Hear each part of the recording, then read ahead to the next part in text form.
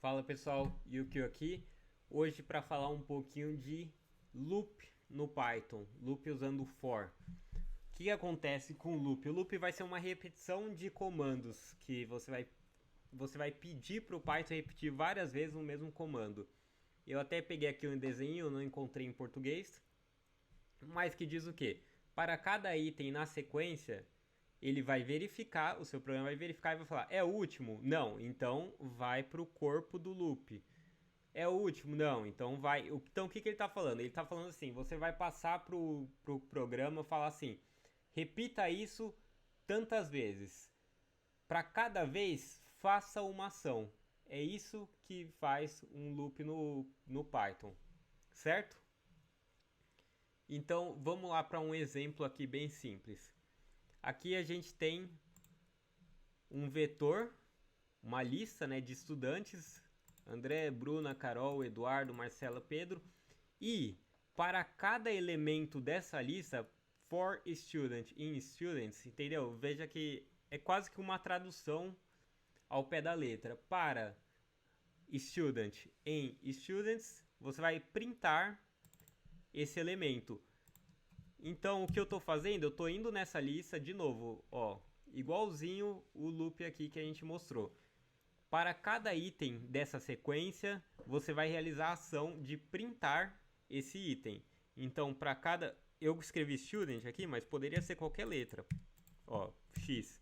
Para cada elemento de students, print o elemento. É isso que está fazendo. Beleza?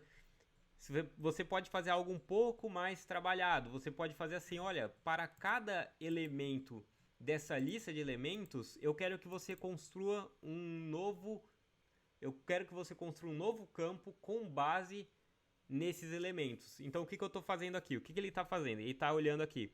Para cada elemento de students, você vai vir aqui e vai construir um elemento chamado student ID, que vai receber A123 mais o próprio elemento.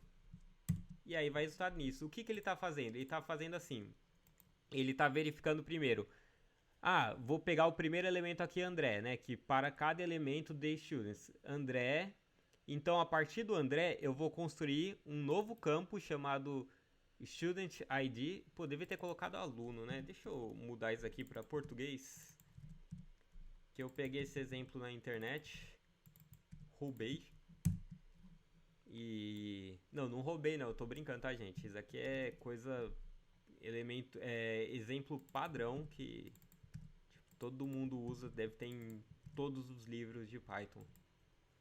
Então, assim, para cada aluno da lista de alunos, você cria um novo campo chamado aluno ID, que vai receber o A123 mais o aluno. Então, isso daqui seria como se você estivesse construindo um campo de identificação dos alunos. Isso aí acontece às vezes. Por exemplo, sei lá, tem empresa que o código do profissional vai ser o nome dele mais um número, por exemplo, da região dele.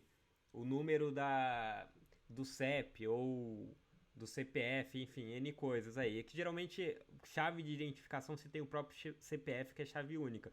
Mas muitas vezes as empresas constroem com base em alguma outra lógica qualquer. Aqui eu estou simulando isso. E de novo, aqui está aluno, mas poderia ser X. O que vocês têm que entender é que ele está fazendo exatamente o que ele está falando aqui em inglês. Para cada X da lista de alunos, eu vou construir aluno ID. Então ele vem aqui e fala: primeiro X dessa lista, né? O primeiro elemento dessa lista, André. Então o aluno ID vai ser A123 mais André. Segundo elemento da lista, Bruna. O aluno ID vai ser A123 mais Bruna. E aí ele vai printando isso. Então ele tá rodando isso aqui várias vezes, esse comando. Primeiro ele roda para André, depois ele roda para Bruna. Seria a mesma coisa que ele fizesse isso daqui, ó. Alunos 0. Opa, calma aí que eu fiz besteira. Ele chega aqui e faz A123 mais alunos. Tá vendo? Seria como se ele fizesse isso daqui. Só que, pô, eu não quero ficar escrevendo toda vez isso daqui. É que na verdade aqui tá... vai printar só o último, mas seria como se ele fizesse isso daqui, ó. Printa para um, aí printa para outro, Aí penta para outro, blá blá blá, entendeu? Só que você não quer ficar escrevendo várias vezes. Tipo, isso daqui, aqui tem 6 elementos, até daria para escrever. Mas imagina você recebe uma base com, ou um vetor com 1000, uma lista de 1000 alunos. Pô, você vai ficar fazendo isso na mão? Não. Então, e aí você pode fazer outras coisas. Você pode construir uma lista com base num loop. Então aqui, o que que eu fiz? Eu inicializei uma lista aqui chamada IDs, que é uma lista vazia. Lembre-se de usar lista, porque tuplas não são mutáveis. Tupla seria com parênteses, seria isso daqui, ó. IDs igual. Se você usar tupla não vai dar certo. E você, beleza, inicializei aqui uma lista vazia. Para cada... Ai, caramba, agora tá tudo em inglês aqui, eu vou ter que ficar mudando. Deixa eu mudar aqui. Mudar aqui.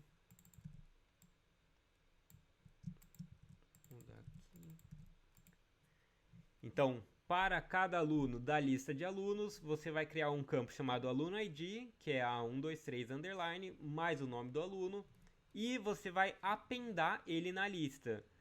É essa forma que a gente consegue ir agregando elementos na lista. Se você fizer, sei lá, uma soma aqui, não daria certo, retornaria um erro. Então ele vai sempre apendando aí, anexando novos elementos na lista. E o que aconteceu? Eu criei uma lista com todos os IDs dos alunos. E aí, eventualmente, se você tem um script que pega a lista de alunos e faz alguma lógica ali com as notas, com algum outro processo, você consegue construir aqui uma lista bem fácil. Outras coisas que dá para você fazer, dá para você brincar com o loop. E aí vai da tarefa que você está fazendo, mas eventualmente vocês vão ver. É que, de novo, é só colocando a mão na massa mesmo, precisando fazer para você ver que, putz, para isso que eu aprendi aquilo. Senão fica só alguns exemplos vazios e sem tanta necessidade. Mas ó, você pode ordenar a lista. Você pode também, que é usando sorted, você pode ir passando por todos os elementos, só que da forma contrária. Ao invés de você ir começando do André, você pode começar do Pedro. Aqui eu estou printando só para vocês verem como que é a saída desse código. Dessa função reversed, né, que se pronuncia. Aqui uma outra coisa que você pode fazer, você pode criar condições no for. Imagina que você tem uma lista ali, só que você não quer fazer a mesma coisa para todos os elementos. Por exemplo, às vezes você tem uma lista de clientes por estado e você fala assim, olha, para os clientes de São Paulo, eu quero atribuir 50% de desconto. Para os clientes de Minas, eu quero atribuir 60% de desconto. Então você pode combinar o for com o loop. O que eu estou fazendo aqui? Eu estou mudando o ID de acordo com a inicial do nome do aluno. Então, IDs, eu inicializei de novo um vetor aqui vazio, uma lista vazia, e eu vou ir anexando os IDs dos alunos. Só que agora vai ter uma regra diferente. Para cada... Agora eu tenho que mudar tudo aqui de novo. Aluno underline ID.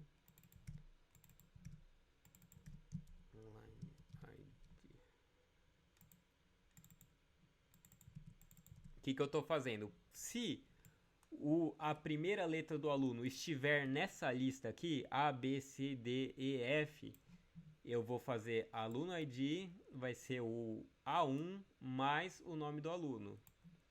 Do contrário, aí do contrário aí não tem se, aí só caso contrário, ele vai receber A2 mais aluno. Pois se eu quisesse fazer várias condições, aí você usaria o elif. Elif, aluno, 0, sei lá, aí você coloca uma outra lista aqui de iniciais. Aí beleza, de novo, aluno, underline ID, certo? Então isso é assim que você faz um loop combinando vários. Aí olha o que eu fiz agora, eu criei uma lista, só que agora o ID do aluno muda de acordo com a inicial, beleza? Um outro exemplo que você pode fazer, isso aqui é legal. Você pode criar um contador. Então, cada vez que você faz o loop, ele vai adicionar a um contador mesmo que você tem. Sabe quando você vai, tipo, tem evento e o cara fica apertando o botãozinho ali para contar? É mais ou menos isso daqui. que eu fiz aqui? Eu fiz um contador, só que eu fiz combinando condicionais. Então o que acontece? Eu vou sempre contar adicionar 1 ao contador, ele começa com 0 e aí cada vez que o loop rodar ele soma 1, só que ele vai somar 1 para um determinado contador e 1 para outro contador de acordo com a condição. Então o que eu fiz aqui? Suponha aqui que nossos alunos têm essas notas aqui, nota do Enem, tanto faz, simulado. E aí eu comecei aqui, reprovados com 0 e aprovado com 0. Esses são nossos contador. Esse é um contador. Esse é outro contador. Eu posso fazer mais, hein? Eu posso fazer aqui, ó. Contador geral igual a 0. Esse é outro contador. Então o que acontece? Contador geral e print. Aqui vamos no improviso. Temos str contador geral alunos. Então o que eu estou fazendo aqui, ó? Para cada elemento da nossa lista notas, eu vou somar 1 ao contador geral. E se esse elemento for menor que 60, eu vou somar 1 para a lista de reprovados. Do contrário, eu vou somar 1 para a lista de aprovados. E aí depois eu fiz um print aqui só para deixar uma saída mais bonitinha. Mas você poderia só pegar o quanto que vale o reprovados, quanto que vale o aprovados e beleza. E aqui, ó, saiu. Tivemos 3 alunos reprovados e 3 alunos aprovados. Temos 6 alunos. 6 alunos é o contador geral. Eu estou usando essa funçãozinha str aqui porque eu não conseguiria concatenar, printar uma parte texto e uma parte número. Então eu tenho que transformar o número em texto. Mas aqui é mais uma forma de você usar loop. E se a gente quiser usar o loop, sei lá, no Pandas, vamos no Pandas. Pandas, para quem não sabe, é um pacote para trabalhar com data frame, para lidar com tabelas, né? Falar o linguajar popular. Popular, parece super elitista. Cara, que babaca. Quanto tempo até eu ser cancelado aqui na internet, né? Então vamos lá. Import pandas SPD, import numpy as np. Você vai ver depois porque eu usei numpy. O que eu quero fazer aqui? Eu quero mostrar formas de utilizar o for dentro de tabelas, porque isso é muito mais comum. O cientista de dados lida muito mais com data frames, com tabelas, do que realmente com essas listas. Você lida com lista, óbvio, séries, mas data frame é muito mais o nosso cotidiano. Então, aqui eu importei uma base chamada Housing, que o que ela é? Ela é uma base com as informações de residências. Então você tem a localização, você tem a idade das pessoas que moram, número de quartos, N coisas para você tentar prever o valor de uma casa a partir das informações do bairro. Então o que eu posso fazer aqui? Eu posso extrair alguns insumos. Por exemplo, vamos supor que eu queira separar assim uma lista com só os bairros de rico, bairro de classe alta. Vamos supor que aqui a gente consiga localizar isso com base na variável median income, que é a renda. Então, todo mundo que tiver renda acima de 8.3252 vai ser considerado de bairro rico. Então, eu consigo fazer um loop para isso. O que eu estou fazendo aqui? Para cada elemento desse range, o que é esse range aqui? São todos os elementos da nossa base, do nosso data frame. Len housing, ele está vendo o comprimento da base, então ele está vendo quantas linhas tem. Então, o que eu estou fazendo aqui? Eu vou passar por todas as linhas para cada i nesse range todo. Então, quando o i for 1, quando o i for 2, quando o i for 3, até a última linha do data frame. E aí eu vou ver se o housing.lock que eu estou localizando e na linha tal, né, a linha i, que é a linha, lembra que eu falei que ele vai percorrer todas as linhas, linha 1, 2, 3, até o comprimento aqui do nosso data frame. Então, se eu tiver a linha 1 e o median income for maior do que 8.352, eu quero adicionar aqui a variável Ocean Proximity. Isso aqui pode ser um jeito de você avaliar assim, quais bairros ou qual localização onde tem mais pessoas ricas. E aí você consegue criar essa lista aqui, bairros ricos. Aqui eu estou mostrando só 10 elementos dele, só para ter uma ideia, mas essa é uma forma de você utilizar o loop, para você filtrar algum conteúdo que você queira. É sempre bom dar uma estudada em como acessar elementos do DataFrame. O ponto lock faz isso. Você passa a linha e coluna e aí você consegue acessar o elemento.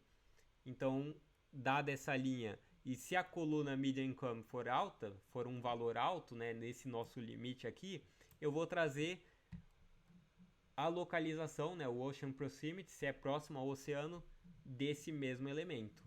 Tá vendo que eu tô na mesma linha aqui? E aí eu tô de novo, eu tô adicionando elementos à nossa lista. Eu poderia simplesmente usar o ponto append também. Veja só.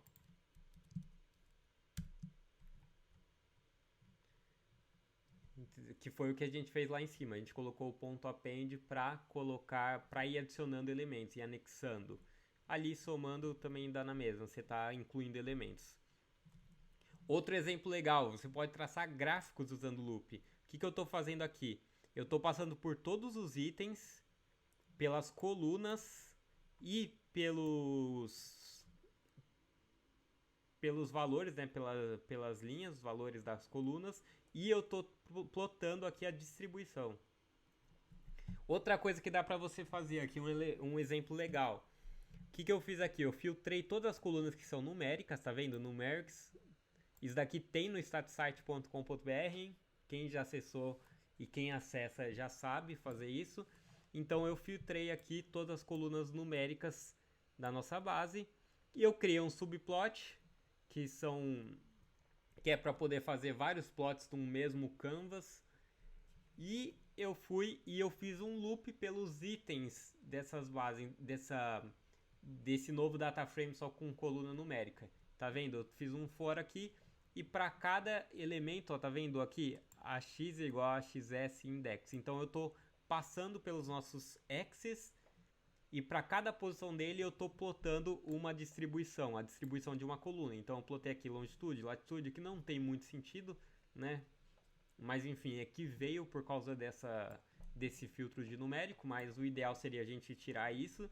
Mas plotei aqui a mediana da idade, número de quartos e tudo mais. Você tem a distribuição de todas as variáveis. E esse último, isso aqui é curioso, porque isso eu fiz recentemente, eu fiz ontem. Eu precisava pegar um elemento, eu precisava pegar uma amostra, um elemento qualquer, de acordo com uma coluna. Por exemplo, imagina que você tem uma coluna com o time de futebol. Barcelona, Palmeiras, São Paulo, Real Madrid, enfim, tem N times. E você quer pegar um jogador de cada time. Eu estou chacoalhando aqui a câmera, espero que não esteja chacoalhando muito. Você quer pegar um jogador de cada time. O for é uma boa tática, eu não sei se existe um jeito mais fácil. Tem muita coisa no Python que eu não conheço. O Python tem inúmeras bibliotecas. Mas uma forma de fazer isso é você criando aqui, ó, olha o que eu fiz. Eu criei uma lista de amostra, uma lista vazia. Isso daqui é para o íris. Deixa eu até mostrar como que funciona o íris. Então aqui, essa é a nossa base íris, que ela contém as espécies de flor e o comprimento tanto da pétala quanto da sépala, né? Que eu não sou biólogo, gente, dá um desconto, mas é sépala, né? Até onde eu sei. E aqui eu vou querer pegar um elemento, uma amostra de cada espécie. Então o que eu fiz aqui? Eu criei uma lista vazia chamada amostra e para cada espécie dessa coluna, o que faz esse íris species unique? Ela cria uma lista com todas as espécies, uma só vez, né? Mostra quantas espécies únicas tem. Então, para cada uma dessa lista, Se a espécie for para a espécie íris setosa, eu filtro, ó, eu crio um filtro aqui para pegar todos os elementos que são essa íris setosa, e aí eu pego um elemento qualquer dessa lista filtrada. Só para vocês entenderem, olha o que faz esse trecho aqui do código. O que é? Ah, espécie. É que espécie tá no loop. Mas basicamente ele tá fazendo isso aqui, ó. Ele tá. Primeiro ele filtra só quem é dessa espécie. E aí eu pego só o ID dele. E aí eu escolho de forma mais ou menos aleatória, não é tão aleatório, mas também não importa. Eu pego aqui uma posição qualquer com esse np.random. Isso aqui podia ser até um número maior, eu acho que tem 30 elementos cada. O ideal seria até ser 30, porque acho que são 30 de cada um. E aí, ó, tá vendo? Aqui eu criei um novo data frame só com essa amostra que eu tenho. Eu tenho uma espécie de cada. Outra coisa que você pode fazer com for, você pode pegar elementos de um dicionário. O dicionário é quando você tem um elemento e se atribui um valor a ele. Então aqui a gente criou um dicionário com as notas. Então o André recebeu 95, a Bruna 85, Carol 50, Eduardo blá blá blá. E aí, se você quiser passar pelos elementos chaves dessa nota, você simplesmente faz um loop básico aqui. Se você quiser pegar seria o significado, né, os valores de cada chave, aí você precisa usar o ponto itens. Veja aqui, ó, aqui a gente faz um loop pelos itens e aí eu... Ah, é que eu não rodei essa parte. E aí eu printo todos os elementos. Tá vendo? Pedro tirou 35, Eduardo tirou, blá blá blá. É desse jeito. E você pode... E é bom você só entender como é que esse ponto itens funciona. Ele tá trazendo dois elementos, mas como que ele traz esses dois elementos? Ele traz assim na... E é importante você saber como que funciona esses dois elementos. Ele traz os dois elementos e ele traz... Você pode puxar eles de forma separada, ó, tá vendo? Para aluno e nota nesse dicionário, você pode printar aqui. O importante é você saber que você vai ter que fazer o for com dois elementos, se você quiser puxar eles de forma separada. E o primeiro elemento é a chave e o segundo é o valor. Eu poderia colocar até aqui, ó, chave, valor, só que aí eu teria que mudar dentro do loop também. Chave, valor. Viu? Simples, né? Não tem muito segredo. É assim que funciona o for. Você vai ver que ele é muito útil. O for, assim como outras coisas, como o função, que vai ser o próximo vídeo aqui do canal, ele tem o que nós programadores, não sei se eu posso me considerar programador, né? Não sei se programador é só quem é dev e tal, mas enfim, nós cientistas de dados, o que a gente busca, que é simplificar as coisas. A gente tem que lidar com muitos dados, a gente não pode ficar imputando coisa na mão, inserindo coisa, digitando tudo. Então a gente tem que sempre buscar comandos que façam esse trabalho repetitivo pra gente. E o for faz isso de uma forma bem prática e, enfim, você vai ver o quanto ele é útil, beleza? Não esquece de se inscrever no canal, dar joinha, todas essas coisas que os youtubers falam. Dá uma força aí. E se tiver alguma crítica, sugestão, só mandar aí manda um comentário, manda uma mensagem qualquer, tem as redes sociais aí do StatSite. Beleza? Obrigado, gente. Falou!